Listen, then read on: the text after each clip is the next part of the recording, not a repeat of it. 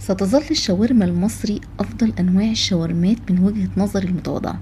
سبحان الله ليها كده طعم مميز وهي في العيش القيزر وغرقانة كده في سلطة الطحينة اللي بتميزها، خصوصا بقى شاورمة أبو حيدر وسمسمة اللي ليها ذكريات حلوة معانا، ونقف كده طوابير عشان السندوتش ده. النهارده بقى هقول لكم على كل اسرارها وطريقتها وازاي تطلع زيها بالظبط واحلى كمان.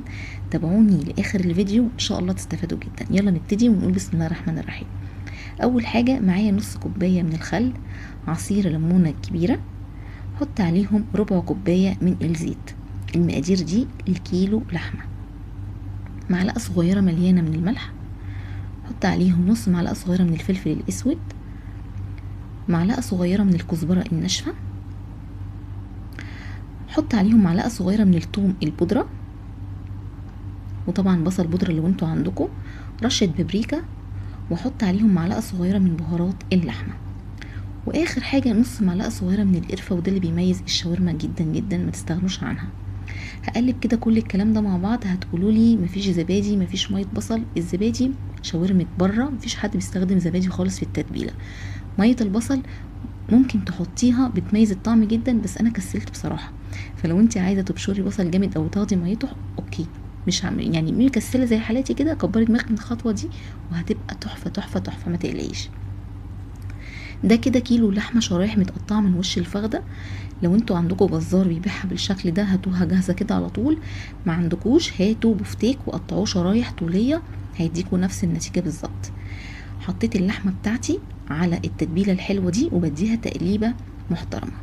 طبعا يفضل ان التتبيله دي تبات ليله كامله في التلاجة، بس انا الحقيقه عملتها قبلها بساعتين بس، لاني ما كنتش يعني عامله حسابي ان انا هعمل الوصفه دي النهارده، فتبلت اللحمه قبلها بساعتين وكانت تحفه معايا. فما تقلقوش خالص ان التتبيله دي قويه جدا، فخلت اللحمه طريه وفي نفس الوقت اديتها طعم ممتاز ممتاز زي بتاع بره واحلى.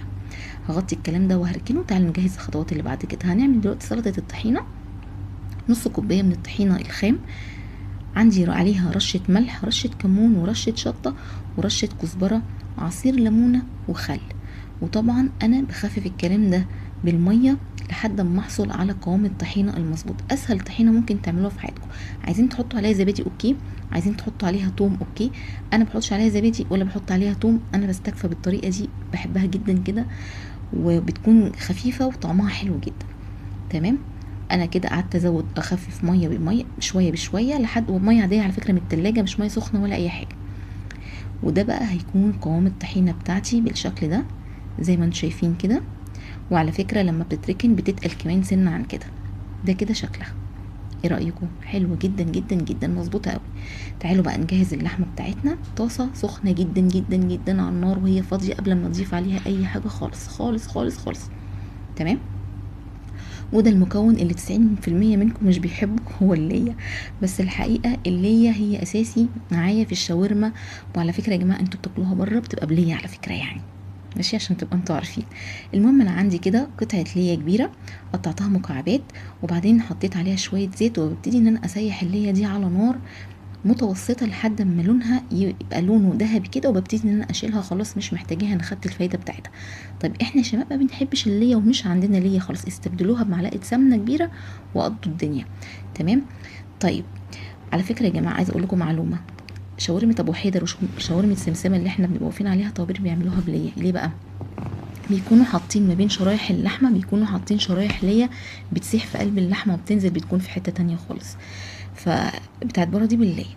المهم انا جبت اللحمه بتاعتي بعد طبعا ما شلت قطع الليه منها، وببتدي ان انا احط اللحمه بالراحه خالص بشويش بشويش بشويش، لان مش عايزه اللحمه تجيب ميتها معايا. النار عاليه في الوقت ده جدا. ببتدي ادخل اللحمه شويه بشويه، ما بقلبش خالص ولا باجي جنبها غير لما احس ان اللحمه خدت لون او حسيت ان هي اتغيرت. مش عايزه اللحمه تجيب ميه، ما بحركهاش وما بقلبهاش.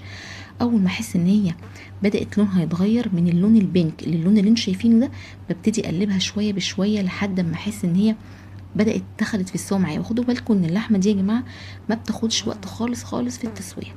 تمام. ولما النار تكون عاليه وانت محافظه على العصاره اللي جواها مش هتشد منك وهتستوي على طول.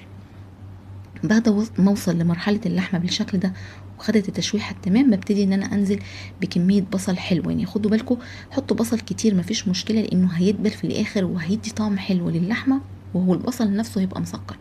اختاروا البصل الابيض افضل في الوصفه دي لنتيجه احسن. انا بقلبه بالشكل ده. انا حطيت على كيلو لحمه بصلتين كبار جدا وقطعتهم شرايح كميه قد كده، اتصفصفوا على حبه قد كده، واخدين بالكم؟ فهو ما تقلقوش، عايزين تكتروا كمان عن كده براحتكم، طعمها بتكون حلوه وبتكتر طبعا الكميه. بعد ما البصل داب معايا، حسيت ان هو دبل، هبتدي ان انا انزل بالطماطم بتاعتي مكعبات من غير البذر. خدوا بالكم بلاش بذر في الطماطم بتاعه الشاورما.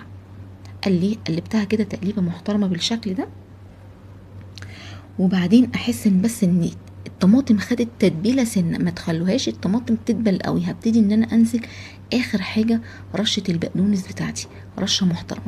بصوا، عايزه اقول لكم الريحه هنا كانت مش طبيعيه بجد، مش طبيعيه. ولسه بقى هضيف حاجه كمان، هخلي فعلا يعني هي كده تحفه تحفه تحفه، عشان بقى تخلوا الشاورما بتاعتكم في حته تانية خالص او تروح لسكه تانية خالص. هي الخطوه اللي بعد كده، وهي الفحميه.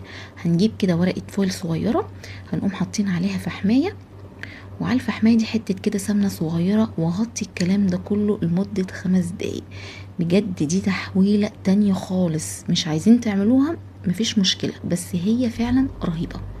بصوا يا جماعه، حاولوا بقى كده، نفسي التكنولوجيا تعمل روايح ويعني وتطلع ريحه واحنا بنتفرج فظيعه يا جماعه، ريحتها فظيعه فظيعه بجد، تحفه. هدي كده تقليبه كده قبل ما خالص ما اجهز الساندوتش بتاعي. وانا على فكره برضو خبزه الكايزر انا اللي خبزاه في البيت، لان وانا عاملاه على فكره في القناه يا جماعه، اللي عايز يشوفه انا عاملاه في القناه.